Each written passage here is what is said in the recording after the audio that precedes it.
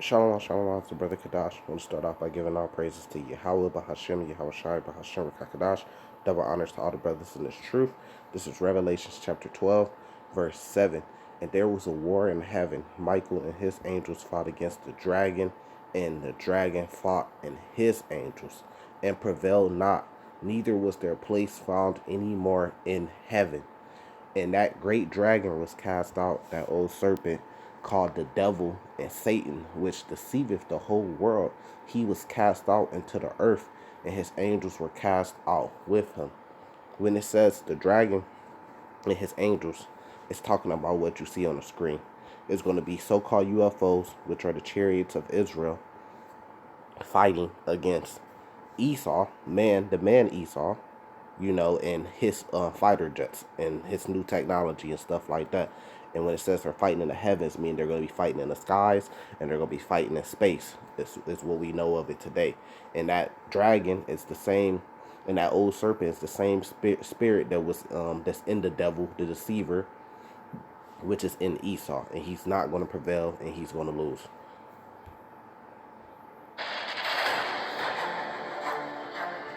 FA-XX 6th Generation Air Superiority Fighter. Magic, Gambit, or Bluff.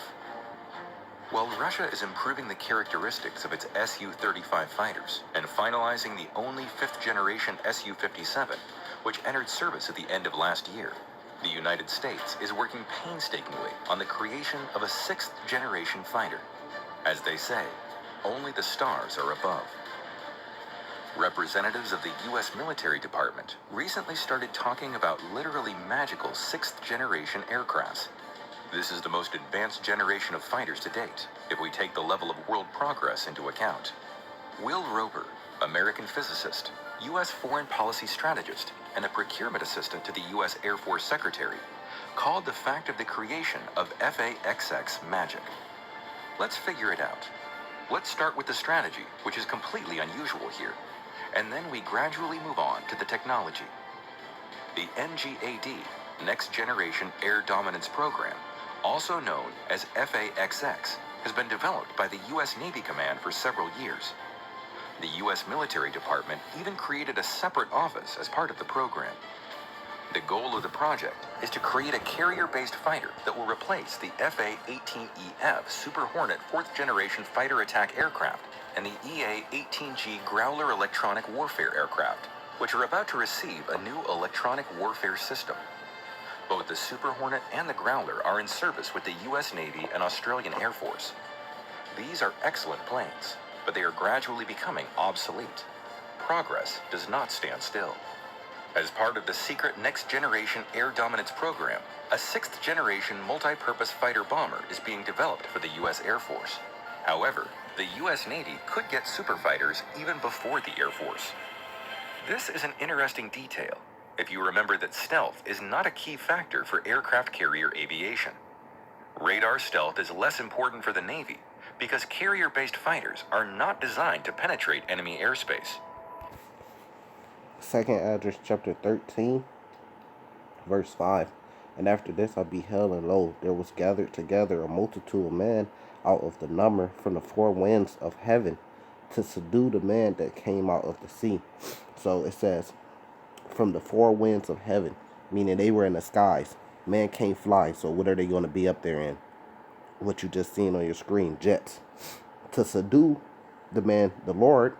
But it says, and I beheld, and lo, he had graven himself a great mountain, and flew upon it.